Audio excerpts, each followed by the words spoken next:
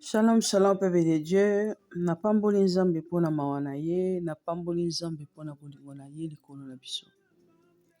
Nzambe oyo azosala ke tozala lelo aza nzambe. Nzambe oyo azobatela bomoi na biso aza nzambe. Tika ete lokumu pe masanzoli ezonga epai na ye. Pote ye oyo alinga biso uta ebandeli. Aza wana pona kosunga biso na makambo nyonso oyo tokosala. Elongo na ye, elonga eza. Po atikaka te bana na ye, abwakaka te bana na ye. Kombo na ye ekumisama. Liloba na nzambe eza bomoi. Liloba na nzambe eza nzambe moko. Po nzambe atindaki liloba na ye, pe liloba na ye nde ezokangola biso. Butu na moi nayebi eke ba situation oyo tozopase nango eza facile te. Ata yo ndeko esika oza na esengo lelo kumisa nzambe. Po ezala bato mosusu bazopase na vie moko ya pasi mingi. Kasi nzambe oyo asali yo ngolu ozala heureux, ozala heureuse esika ozali kozangaka te kopambola nzambe wana mpona bolingo na ye na bomoi na yo. Tika ete Yesu Masiya akumisama. Nzambe alobi na loba ye na Jean 12:46. Aye na mokili lokola pole. Pote na mutu nyonso oyo akondimela ye atambola na kati na ténèbre te. Alobi mutu nyonso akondimela ye akotambola na ténèbre te. Po ye aza pole ya batu oyo belelaka ye. Aza pole ya batu oyo batambolaka na ye. Mutu oyo adeside atika mokili. Mutu oyo adeside alobi a partir ya lelo ngana kotambola lisusu na vie ya péché te. Ngana kotambola lisusu na vie ya kochola koina te. Na vie ya distraction te. Na vie ya kotonga te. Nzambe alobi mutu wana akozala ye moko te, akozala accompagné na nzambe. Parce que molili eza les œuvres du diable. Molili oyo baolobela eza molili te ya molili oyo ekotaka na mokili soki butu ekoti. Non, molili oyo baolobela eza molili wana te. Molili oyo baolobela eza molili ya misala ya mabe. Misala ya Satana. Po ye nde aza motomboki wuta ebandeli ya mokili, wuta ebandeli oyo ye atombokaka, alingaki orgueil elataki ye, arrogance elataki ye, po namonaki gloire oyo nzambe aza nango kuna, amonaki non oyo kaka ye fo azwa yango. De le jour wana nzambe aekartaki ye mbala moko. Nzambe abi lokola yo olingi bokonzi yoke kende kasi na nzela na yo. Esika akendaki mpe ake kosala makambo na biso nyonso toyebi komo ndenge ni diable azwa kobebisa mokili, komo nini ba ange na ye bazotia bakao makambo ebele oyo tozomona ndenge ni baobebisa mokili. Kasi nzambe aye na mokili lokola pole. Alobi oyo nyonso akondimela ye akovanda lisusu na ténèbre te. Molili ekodemere na kati na ye te. Pote pole eza nzambe. Eza le bonnes œuvres. Eza misala malamu. Eza Yesu Masiya.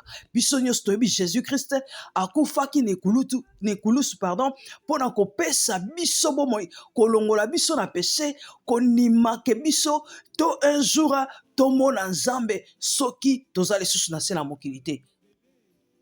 Nzambe wana alobi oyo nyonso akondimela ye ako vivre lisusu na ténèbre te. Ndeko moko aloba oui depuis nga na yamba Yesu Masiya bandoto echanzaka te, depuis nga na yamba Yesu Masiya vie na nga ezomarche te, makambo ezokende kaka kilikili. Ntango oyo moto ayambaka Yesu Masiya toyakaka lolenge oyo tozali.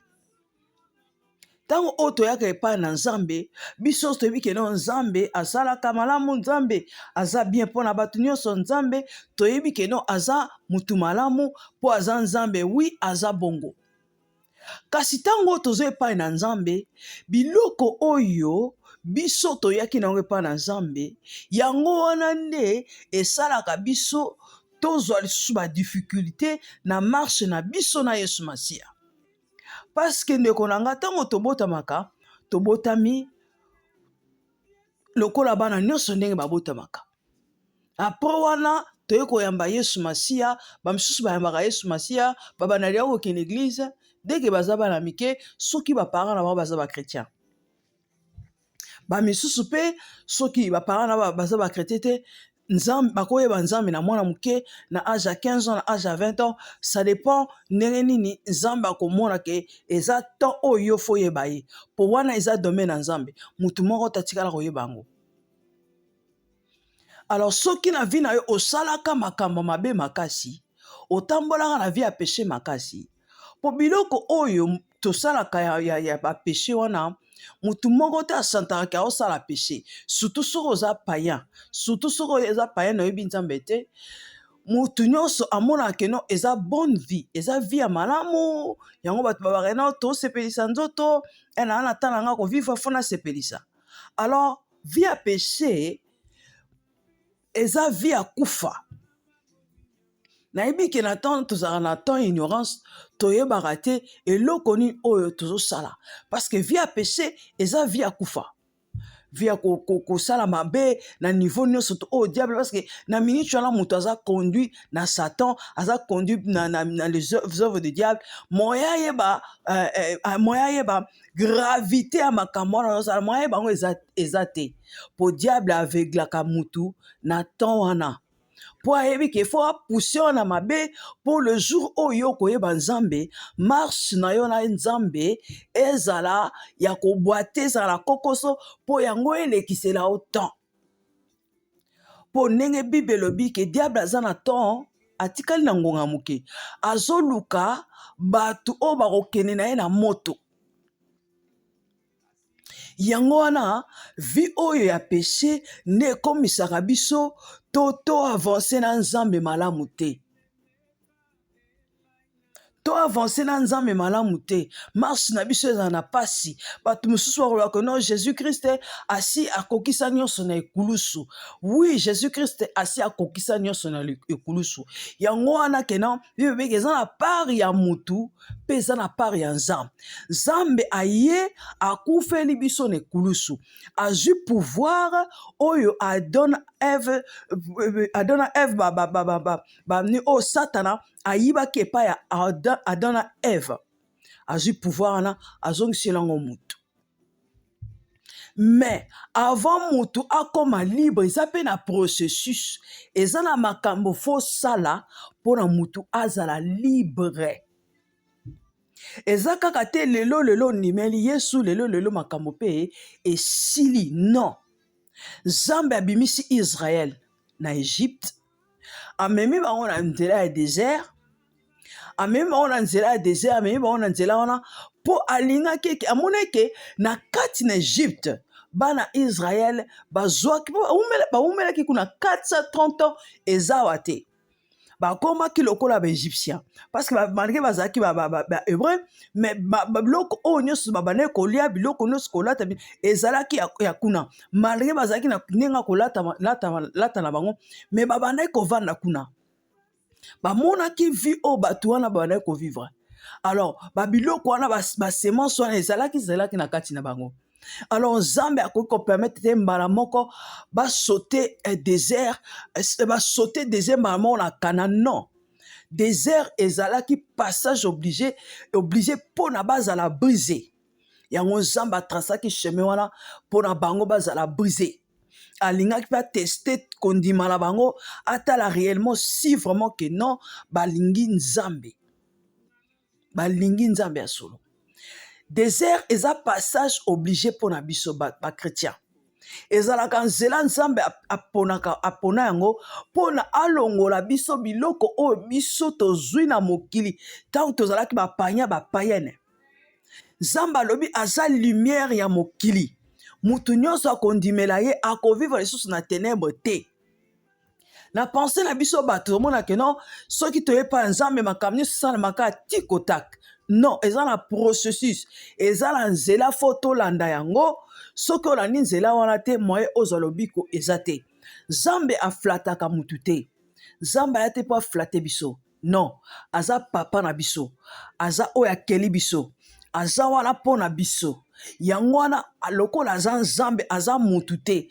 Po nzela ya nzambe yango ezala nzela ya mutu te. Makambo ya nzambe eza bapense ya mutu te. Aza na nzela na ye oyo ye alekisaka biso po te toyeba ye na nzela ya désert, po te toyeba liloba na ye na nzela ya désert, po na brise biso, alongola biso vieil homme, to séparé na vie ya kala, to se séparé na vie oyo biso tozwi tango tozalaki nano bapagano. Bolingo na nzambe eza tellement makasi. Bolingo na nzambe eza bolingo moko mutu moko te ndeko na nga akoki kopesa ngai na yo yango. Bobeleka Yesu Masiya. Nzela nzambe eza nzela ya pasi te. Soki kaka to obéir, to tosi, malgré diable akoya, malgré diable ayakaka pe po a réclamer, po souci ya diable eza ke non, yo biso foto ke life. Yango wana biloko wana oyo asalisaka biso tango tozalaka na bapagano, asalisaka biso tango biso sikoyo tokomaka na temps toyeba nzambe, yango wana ye atelemaka mpona koreklame biso. Yango wana elobi te ke non toza ya ye. Non, Jésus-Christ il est Dieu. Nzambe aza nzambe ya bolingo, ya bomoi. Mutu nyonso akolanda ye akobunga te. Po ye aza lumière. Molili nde esala mutu soki ozotambola na molili okomona nzela te. Oyebi te libulu eza api, oyebi te mulanga eza api, oyebi te okotya likolo wapi. Yango mutu nyonso alingaka pole, alingaka lumière po ayebi azomona esika nini azokende. Yango wana eza nzambe. Epa ya nzambe mutu akobunga te. Epa ya nzambe mutu akozala na kimia, akozala heureux, akozala na joie, akozala nyonso ata tozi nyonso te.